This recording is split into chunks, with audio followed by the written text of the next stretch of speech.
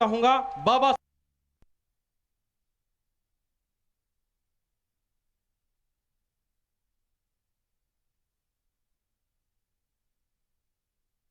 सांसद वित्त मंत्री श्री अर्जुन राम जी मेघवाल साहब से कि वो आए और हम सबका मार्गदर्शन करें। आदरणीय श्री अर्जुन राम जी मेघवाल साहब।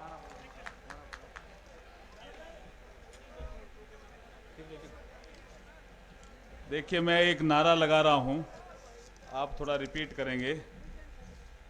नारा है और उसके इर्द गिर्द ही भाषण घूमेगा मेरा। जो बाबा साहब का सम्मान करेगा वही देश पे राज करेगा। आपको पीछे लगाना है, ठीक है? जो बाबा साहब का सम्मान करेगा, थोड़ा जोर से लगाइए भाई। जो बाबा साहब का सम्मान करेगा वही देश पर राज करेगा। जो बाबा साहब का सम्मान करेगा वही देश पर राज करेगा। जय भीम। जय भारत। आप जय भारत बोलिए। जय भीम। जय भारत। जय भीम। जय भारत। सम्मानित मंच की ओर अग्रसर होता हुआ आज तारानगर विधानसभा में जो हमारे प्रत्याशी हैं राजेंद्र जी राठौड़ साहब बीजेपी से, उनके लिए सभा रखी गई है जिसका नाम दिया गया है अनुसूचित जाति जनजाति सम्मेलन। इस मंच पर उपस्थित माननीय राजेंद्र राठौड़ साहब लोकसभा में हमारे साथी और सहयोगी के नाते अच्छा काम कर रहे हैं। सिरसा से एमपी बहन सुनीता दुग्गल जिन्होंने अभी अभी आपको संबोधित किया। मंच पर बहुत लोग बैठे हैं। डॉक्टर सीएस वैद हमारे पुराने जानकार हैं, थोड़ा जिक्र उनका भी मैं, आपने कुछ और तरीके से किया, मैं भी कुछ और तरीके से करूंगा। हमारे द्रौपदी मेघवाल पूर्व विधायक, पवन जी दुग्गल पूर्व विधायक, वो भी आपको संबोधित करके गए। वासुदेव जी चावला, संपत जी मेघवाल, हमारे नौरंग जी वर्मा, राजेंद्र जी जोया, सम्मानित मंच, संपत जी, सभी। देखिए, दो तीन बातें मैं आपको कहना चाहता हूं। मैंने ये नारा क्यों लगाया कि जो बाबा साहब का सम्मान करेगा वही देश पे राज करेगा। कांग्रेस जब राज से गई 2014 में, तो उन्होंने एक अध्ययन कराया कि हमारे जाने का कारण क्या। कई कारण थे उसमें, भ्रष्टाचार के विषय भी थे, कॉमनवेल्थ का घोटाला भी था, 2G का घोटाला भी था, ऐसे कई कारण आए। लेकिन दलित समाज भी खिसका उनसे। 2014 में पहली बार बड़ी संख्या में दलित स्टडी सेंटर से भी वो उन्होंने संपर्क किया। तो उन्होंने कहा कि आप लगातार बाबा साहब भीमराव अंबेडकर जी का अपमान करते आए हो 1952 से, तो दलित समाज आपके साथ क्यों रहे। 52 में बाबा साहब ने लोकसभा का चुनाव लड़ा था। बहुत से लोगों ने कहा, जिसमें श्यामा प्रसाद मुखर्जी भी थे, कि बाबा साहब ने अभी अभी संविधान बना करके अपनी क्षमता सबको बताई है, अपनी काबिलियत सबको दिखाई है। कई लोगों के खिलाफ उम्मीदवार नहीं खड़े किए हैं, इनके खिलाफ आप उम्मीदवार क्यों खड़ा करते हो। तो नेहरू जी ने कहा कि डॉक्टर भीमराव अंबेडकर हमारे आलोचक हैं, हम उनके खिलाफ खड़ा करेंगे। ये 52 से चल रहा हूं मैं, 52 से थोड़ी थोड़ी छोटी छोटी चीजें बताता हूं। उम्मीदवार खड़ा किया, बाबा साहब चुनाव हार गए। अपमान महसूस हुआ बाबा साहब को कि मुझे कांग्रेस ने हरवा दिया। 53 का चुनाव का अवसर आया। 53 में कोई चुनाव नहीं थे, लेकिन एक भंडारा लोकसभा सीट थी, वहां से एक कैंडिडेट थे, उनकी डेथ हो गई, तो उपचुनाव हुआ। तो बाबा साहब का फिर मन किया कि मुझे लोकसभा में ही रहना चाहिए। राज्यसभा में मैं हूं, लेकिन मैं लोकसभा में रहूं तो ज्यादा मेरे समाज की आवाज को मैं बुलंद कर सकता हूं। तो वहां भंडारा में बाबा साहब फिर उम्मीदवार बन के चले गए। फिर कई नेताओं ने समझाया नेहरू जी को कि अब तो आपकी सरकार है, एक वोट से क्या फर्क पड़ता है, आप इनके सामने उम्मीदवार खड़ा मत करो। लेकिन फिर नेहरू जी नहीं माने, उनके खिलाफ उम्मीदवार खड़ा किया। कुछ लोग कहते हैं कि बाबा साहब भीमराव अंबेडकर और जनसंघ और भारतीय जनता पार्टी का क्या संबंध है, वही संबंध मैं बता रहा हूं। श्यामा प्रसाद मुखर्जी और बाबा साहब भीमराव अंबेडकर दो गैर कांग्रेसी थे। जो अंतरिम सरकार बनी थी नेहरू जी के नेतृत्व में, उसमें मंत्री थे, और वो भी अंग्रेजों ने कहा कि हम राष्ट्रीय सरकार को देश छोड़कर जाना चाहते हैं, आपका चुनाव होगा तब निर्वाचित सरकार आएगी, आप राष्ट्रीय सरकार बनाओ। तो उन्होंने कहा और दलों से लोगों को लेना पड़ेगा, बोला लेना पड़ेगा। इसलिए श्यामा प्रसाद मुखर्जी को लिया और इसलिए बाबा साहब भीमराव अंबेडकर को लिया। लेकिन कोई मतभेद हुए, दोनों छोड़ गए। 52 का हराया, 53 का हराया। 53 में जनसंघ के हमारे दत्तोपंत ठेंगड़ी थी, जो काम करते थे, भारतीय मजदूर संघ के नाते काम करते थे, मजदूरों के बाद में बड़ा भारतीय मजदूर संघ, लेकिन वो जनसंघ के नेता थे। उन्होंने कहा ये अन्याय कर रहे हैं कांग्रेस वाले बाबा साहब के खिलाफ। वो भी मराठी भाषी थे, बाबा साहब कम से कम 10-12 भाषाएं जानते थे। तो उन्होंने बात की, अंग्रेजी भी दत्तोपंत ठेंगड़ी साहब अच्छी जानते थे, संस्कृत भी जानते थे, बाबा साहब भी संस्कृत जानते थे, संस्कृत में भाषण भी देते थे, इतनी भाषाओं के जानकार थे बाबा साहब, इतने विद्वान थे। दत्तोपंत ठेंगड़ी साहब ने कहा कि आपके खिलाफ भी कैंडिडेट खड़ा कर रहे हैं, मान नहीं रहे हैं क्या? बोला नहीं मान रहे हैं। तो दत्तोपंत ठेंगड़ी भंडारा जाते हैं और बाबा साहब के इलेक्शन एजेंट बनते हैं। लोग कहते हैं ना कि जनसंघ का बाबा साहब के क्या संबंध, ये 52 में नींव डाल दी थी जनसंघ ने के लोगों ने, और बाबा साहब के चुनाव का सारा जिम्मा दत्तोपंत ठेंगड़ी और जनसंघ के लोगों ने उठाया था। कांग्रेस विरोध में थी, 52 में विरोध में, 53 में विरोध में, 56 जब 6 दिसंबर आया, बाबा साहब की अंतिम सांस 26 अलीपुर रोड पे जब अंतिम सांस ली, बहुत से लोग गए।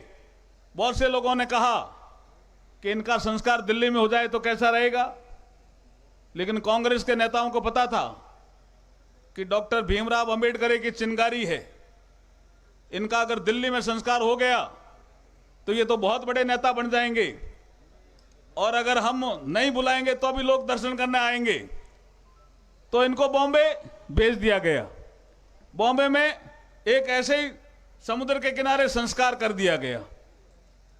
बाद में बाबा साहब के अनुयायियों ने उसका नाम दिया चैत्य भूमि, लेकिन उस चैत्य भूमि का विकास नहीं हुआ। मैं आगे और चलूंगा। 56 गया, 56 के बाद दो लोगों ने समझा बाबा साहब को भूल जाओ। ये 2014 की स्टडी कांग्रेस की, उस पर मैं बात कर रहा हूं। भूलते गए, चित्र भी हटा दिए कांग्रेस के सम्मेलनों से बाबा साहब के। और उसके बाद जब देश में एक क्रांति आई, बहुजन समाज बड़ा समाज है, इसके खिलाफ अन्याय हो रहा है, कांग्रेस के खिलाफ घृणा का भाव आया धीरे धीरे। और 89 का समय याद करो, जब वीपी सिंह इस देश के प्रधानमंत्री बने और अटल जी और अडवाणी जी बाहर से समर्थन कर रहे थे, पूरे देश में आवाज उठी कि हम बाबा साहब का आने वाले समय में 100वां साल मना रहे हैं और संविधान के भरोसे हम देश चला रहे हैं। लेकिन जिस सेंट्रल हॉल में बाबा साहब ने संविधान लिखा था, उस सेंट्रल हॉल में बाबा साहब का चित्र क्यों नहीं? मैं भारत के कानून मंत्री के नाते कह रहा हूं, कांग्रेस के लोगों ने 88 में, 87 में, 86 में ये लिख करके दिया कि सेंट्रल हॉल में बाबा साहब का चित्र लगाने की जगह नहीं है। इतना बड़ा अपमान किया बाबा साहब का। लेकिन जब वीपी सिंह आ गए, अटल जी और अडवाणी जी उस वीपी सिंह सरकार का बाहर से समर्थन कर रहे थे, तब जाकर के सेंट्रल हॉल में बाबा साहब का चित्र लगा। भारत रत्न भी उस समय दिया। तब कांग्रेस के समझ में आया कि हम बड़ी गलती कर चुके हैं। तो अब तो वो घड़ियाली आंसू बहा रहे हैं जी, वो बाबा साहब का सम्मान कर रहे हैं इसलिए नहीं आ रहे हैं। आपका वोट चाहिए, फिर आप भ्रम में मत रहना। बाबा साहब का सबसे ज्यादा सम्मान अगर किसी ने किया है तो नरेंद्र मोदी जी ने किया है जी। मैं कानून मंत्री के नाते आपको कहना चाहता हूं। कैसे किया? सारे प्रधानमंत्रियों का इतिहास उठा लो, किसी के मुख से जय भीम नहीं निकला। आप कहते हो ना, कई बार राहुल गांधी शायद कल यहां आ रहे हैं, राठौड़ साहब मुझे बता रहे थे, यहां आ रहे हैं, राठौड़ साहब, राहुल गांधी एक बार दिल्ली में कहीं बोल रहे थे कि ये नरेंद्र मोदी लिप सिंपैथी रखते हैं डॉक्टर अंबेडकर से। लिप सिंपैथी बोलते हैं होठों को। ये CS वैद साहब ज्यादा जानते हैं, ये विद्वान है अंग्रेजी के भी, और मुझे पता है। मैं जब कलेक्टर था तो ये मेरे से मिलने आते थे, यार ये तो इतने विद्वान आदमी है। मैं राठौड़ साहब के बाद मैं बाद में जाऊंगा। लिप सिंपैथी होठों से, ऐसा नहीं है जी। मैं गवाह हूं, doctor Ambedkar international study centre जो 200 करोड़ की लागत से दिल्ली में बना है, कभी जाकर के देखना, वो बाबा साहब के नाम से बना, नरेंद्र मोदी जी ने बनाया है। जब उसका वो उद्घाटन कर रहे थे तो 3 बार नरेंद्र मोदी जी ने बोला जय भीम, जय भीम, जय भीम। आप उठा के देख लेना, किसी प्रधानमंत्री नहीं बोला। ये लिप सिंपैथी होती है क्या? फिर उन्होंने कहा राहुल गांधी जी ने कि नरेंद्र मोदी जी आएंगे दोबारा 18 में कहा, 19 में तो ये संविधान समाप्त कर देंगे। मैं कहना चाहता हूं आपको, और मैं गवाह भी हूं, ये एकमात्र मुख्यमंत्री रहे नरेंद्र मोदी जी इस देश में जिन्होंने संविधान का सम्मान करने के लिए संविधान दिवस पर हाथी पर संविधान को रखा गुजरात में, और खुद पैदल चले। जो संविधान का इतना सम्मान करता हो वो संविधान को समाप्त कैसे कर देगा? झूठ बोल रहे हैं राहुल गांधी जी। तीसरा झूठ बोल रहे हैं राहुल गांधी जी, आपके बीच में आकर के भी कहेंगे कि अगर नरेंद्र मोदी जी 24 में आ गए, 24 में तो आएंगे ना भाई साहब, आएंगे ना, आपके बीच में कह के कहीं जाएंगे राहुल गांधी कि नरेंद्र मोदी अगर 24 में आ गए तो आपका आरक्षण समाप्त कर देंगे। मैं कह रहा हूं 2001 से नरेंद्र मोदी संवैधानिक पद पर हैं, 2001 से गुजरात के मुख्यमंत्री, 2014 से आपकी कृपा से देश के प्रधानमंत्री। आरक्षण पे कोई चोट आई क्या? आरक्षण पे कोई चोट आई क्या? बताओ मेरे को। मैं गवाह हूं और कानून मंत्री के नाते कहता हूं, जितना भर्ती सेंट्रल गवर्नमेंट में या सेंट्रल PUC में मनमोहन सिंह के समय हुई, उससे ज्यादा नरेंद्र मोदी जी के समय हुई, और आपका रिजर्वेशन बरकरार रहा। अरे भाई मैं बैठा हूं ना भाई, आपके हितों की कोई आंच आएगी। अर्जुन माइकवाल बैठा है, मैं बात करने की स्थिति में हूं नरेंद्र मोदी जी से। आप जानते हो ना कि नरेंद्र मोदी जी, अब कई लोगों ने कहा कि आप नरेंद्र मोदी जी के आसपास रहते हैं। मैं आसपास नहीं रहता हूं जी, नरेंद्र मोदी मुझे पास रखते हैं। ये कितनी बड़ी बात है, छोटी बात नहीं है। एक मैं दलित समाज का आदमी और नरेंद्र मोदी जी मुझे पास रखते हैं। आपको गर्व नहीं होता है क्या? गर्व होता है या नहीं होता? बताओ। बाबा साहब अंबेडकर कानून मंत्री, उसके बाद कितने ही कानून मंत्री आए। क्या दलित समाज में कोई योग्य आदमी नहीं था जिसको कानून मंत्री बना देते? अगर नजरें किसी की गई, ध्यान किसी का आया, तो नरेंद्र मोदी का आया अर्जुन मेघवाल पर, और मेरे को कानून मंत्री बनाया। तो इसका भी आपको गर्व होता है या नहीं होता है? होता है तो भाई साहब ध्यान रखे, अब की बार तारानगर चुनाव है, वो हैं 50,000 हूं। देखो बहुत लोग तारीफ करी है राजेंद्र राठौड़ साहब री, लेकिन मैं एक तारीफ और करूं थाने। मैं अटे कलेक्टर हो, मारवाड़ी समझ में आवे थाने का कोनी आवे? राकेश जी के मारवाड़ी में चालन दो के। मैं अटे कलेक्टर हो, तो एक दिन 6 बजे कोई यार फोन आ गयो। 6 बजे कितना? सुबह 6 बजे, और टाइम और सर्दियां रो। एक कोई बड़ो अधिकारी कोई चूरू और निकल जयपुर जातो होला, कंटे कंटे हरियाणा में आया, कंटे कट में आया बे। तो मैं कलेक्टर घेरे आ गया, सुमारखन आ गया। जब मैं 2-4 अधिकारियों ने इकट्ठा करिया, SP ने भी करिया, औरों ने भी करिया। इनका फोन आ गया, तो वो अधिकारी मैंने कहे कि किसका फोन था? मैंने कहा हमारे PWD मिनिस्टर हैं राजेंद्र राठौड़ साहब। कि यार ये क्या आदमी है? मैं क्या 6 बजे आपको फोन कर दिया? इनको पता नहीं है कि भाई कलेक्टर उठाया है कि नहीं उठाया है। मैंने कहा साहब मैं तो 5 बजे उठ जाता हूं, ये उनको पता है, इसलिए मुझे वो 5 बजे भी फोन कर सकते हैं, 6 बजे भी फोन कर सकते हैं, 6 बजे 7 बजे कितने बजे चाहे फोन करें, लेकिन मैं एक तारीफ करूंगा। अब उस समय तो मैं अधिकारी था, मुझे पता थोड़ी था मैं राजनीति में आऊंगा। मैंने कहा साहब एक तारीफ करूंगा। बोला क्या? वो अधिकारी बड़े थे जी। अब राजेंद्र राठौड़ साहब को कान में कह दूंगा एक बात, बोला क्या तारीफ करोगे? मैंने कहा जन सुनवाई। मैंने बहुत से नेताओं को देखा है अधिकारी के नाते, और मैं हरिशंकर भाबड़ा जी का ओएसडी भी रहा हूं, तो जन सुनवाई कैसे कैसे नेता करते हैं मुझे पता है, लेकिन जितनी अच्छी जन सुनवाई राजेंद्र राठौड़ साहब करते हैं, ऐसी जन सुनवाई और कोई करता हुआ नेता मुझे तो दिखा नहीं। तो वो अधिकारी बड़ा गदगद हो गया, उसने कहा ऐसे हैं क्या राजेंद्र राठौड़ साहब? तो उनके बारे में परसेप्शन अलग था कि राजेंद्र राठौड़ साहब तो पता नहीं ऐसा आदमी है, ऐसा है, ऐसा है, जैसे भी कुछ लोग फैला रहे हैं ना। मैं गवाह हूं, राजेंद्र राठौड़ साहब गरीबों के आदमी हैं, जनता के आदमी हैं, जो वंचित वर्ग है उनके आदमी हैं, दलितों के आदमी हैं, आदिवासियों के आदमी हैं, किसानों के आदमी हैं, युवाओं के आदमी हैं। ये जनता के नेता हैं, ये किसी और के नेता नहीं है, जनता के नेता हैं, ये जनता के नेता है। तो आपको क्या करना है? क्या करना है? दे दो। तो तारानगर में था एक बार, पहला जीता या नहीं? तो जीत का अंतर बढ़ाओगे क्या? है बढ़ाओगे क्या? पक्का नहीं बढ़ाओगे कि नहीं बढ़ाओगे? है पक्का? तो चलो मैं 4 लाइनें गाता हूं आपके बीच में, आप बीच में भी गाना आप गा सको तो।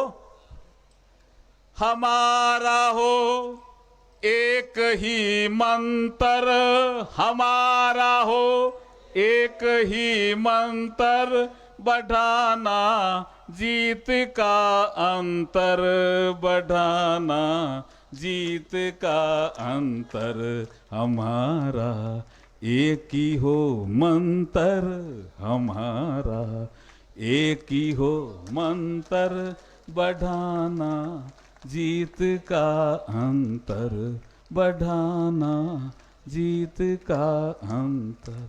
हमारा एक ही हो मंत्र। ध्यान रखना भाई साहब, मैं कह के जा रहा हूं, मैं बाबा साहब के सम्मान की सारी बातें मैंने आपको कही, पंचतीर्थों की बातें नेताओं ने और ने भी कही, मैं गवाह हूं, इसलिए मैं कह रहा हूं। मैंने नारा भी लगाया था, जो बाबा साहब का सम्मान करेगा वही देश में राज करेगा। और मैं गवाह हूं एज ए कलेक्टर कि राठौड़ साहब बाबा साहब का सबसे ज्यादा सम्मान करने वाले चूरू के नेता हैं।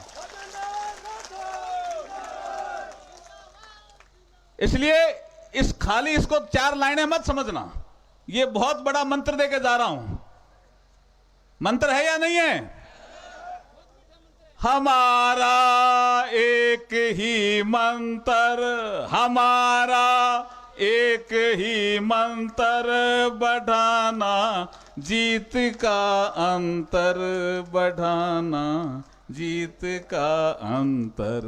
हमारा एक ही मंत्र, हमारा एक ही मंत्र, बढ़ाना अंतर, बढ़ाना जीत का अंतर। जय भीम, जय भारत।